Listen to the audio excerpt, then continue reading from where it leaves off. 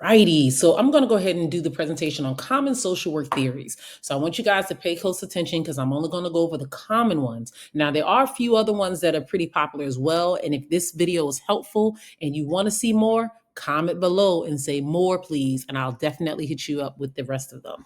All right. So when we're looking at common social work theories, let's start first and foremost with the systems theory. So you can see the founder, Ludwig. And social work theory views human behavior as a result of interactions within a system. So you have families, communities, such as neighborhoods and so forth, and organizations. It emphasized the interconnectedness of all aspects of an individual's environment. So again, systems theory, it's focusing on the interconnectedness of an individual's environment. So, this theory is used mostly to assess and intervene with individuals, families, and communities by looking at their functioning within the actual system. So, when using systems theory, you're trying to see how that individual interacts and engages within the family system, within the school system, maybe their church system, whatever the system may be, you're trying to see how that person engages in that environment.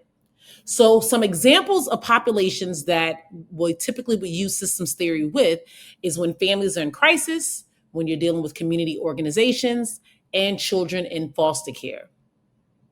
So let me give you an example of how to apply this. A social worker might apply systems theory when working with a child that is in foster care by analyzing not just the child's behavior, but the entire family dynamic, the school environment, and their peer relationships. So that's systems theory, guys. Number 2, psychosocial development theory. This is Erik Erikson, very popular theorist, and you're going to hear this a lot more throughout your test prep journey. So please pay attention. Erikson's theory outlined 8 stages of human development. Each mark a specific psychosocial conflict that contributes to the person's growth. Successfully resolving these conflicts leads to healthy personality development. So you guys are very, very popular with Erikson's psychosocial development. There are 8 stages. I'm sure a lot of you have tried to memorize them during the course of studying and preparing for your LCSW or your LMSW. However, again, in the comment section, if this is helpful, I'll be more than happy to break down those stages and explain to you the differences of each. All right. This type of development theory is used in therapy and case management to understand a client's current developmental stage and then to help us guide what type of interventions we can use with that individual. Some examples of population to use this with is adolescents, adults in transition, and then you have elderly individuals that are reflecting on the various life stages that they're in or heading to or have been in. A social worker might use this theory to help an adolescent who's maybe struggling with identification formation. They're trying to figure out who they are. This is very, very popular for our adolescents. Sometimes they're dealing with sexual identity, just socializing and identifying with their peers. This is a time when they're trying to build their self-esteem and kind of explore who they are going to be as individuals. All right, so you know in this theory that you also have trust versus mistrust, autonomy versus shame and doubt. So you have a lot of these different theories, and the goal is for the client to do well in that first area or stage of development. So if you have trust versus mistrust, obviously you want to do things in the early stage of development to help that child learn how to trust. If certain things are not being done, say a baby is thinking, a baby wants to get changed or a baby wants to be fed. They're trusting that their parents, their loved ones, their guardians are going to do those type of things.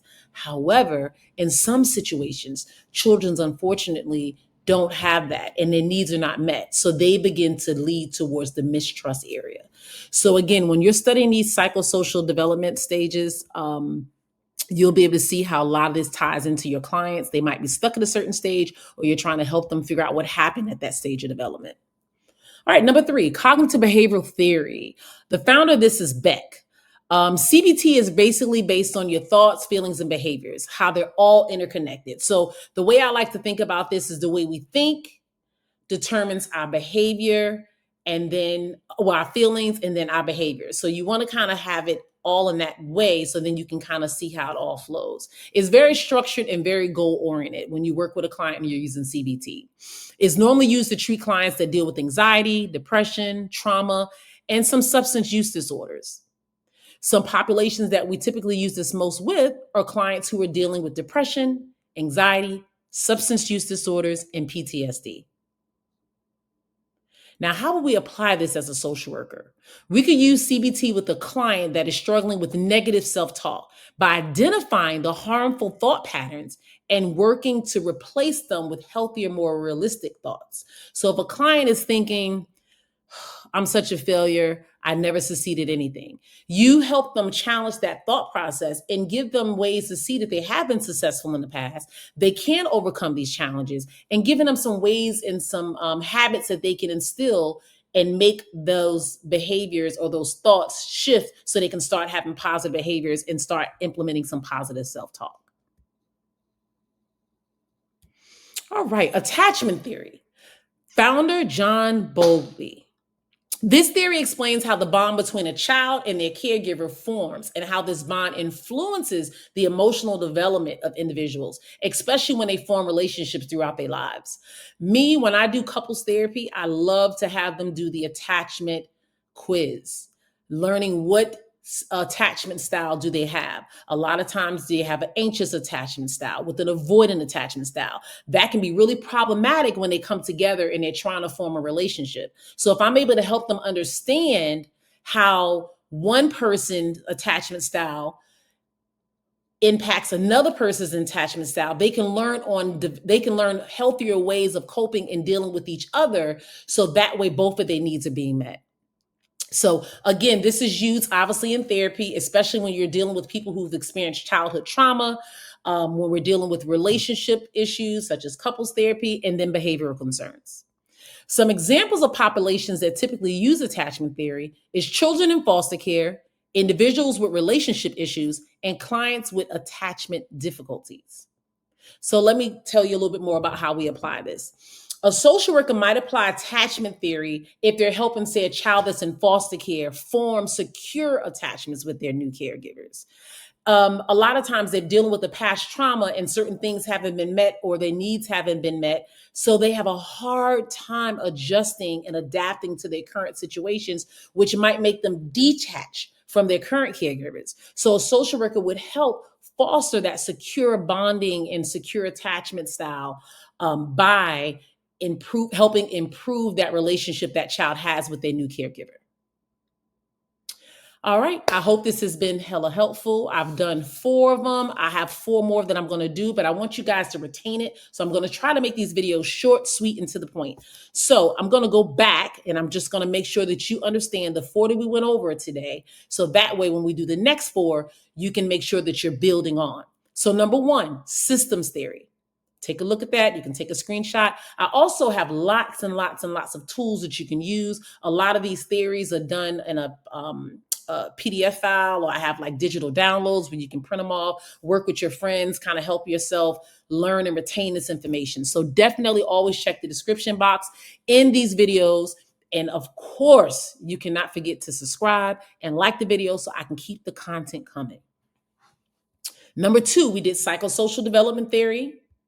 Number 3, cognitive behavioral theory. And last but not least for today is the attachment theory.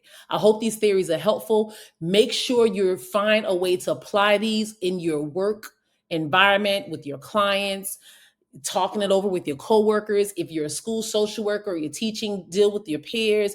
When you're doing your psychosocial assessments and your can't even think of the other types. But when you're doing these different assessments, see how you can kind of gauge where that client is in their development or how they deal with their attachment style. Try to apply these theories. This is the best way you're going to learn them, and this is the best way you're going to be able to retain the information so you pass that exam and be one and done.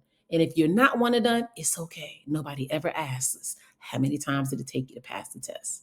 The bottom line is you're going to pass. Study, and I see you in the next one. Be blessed.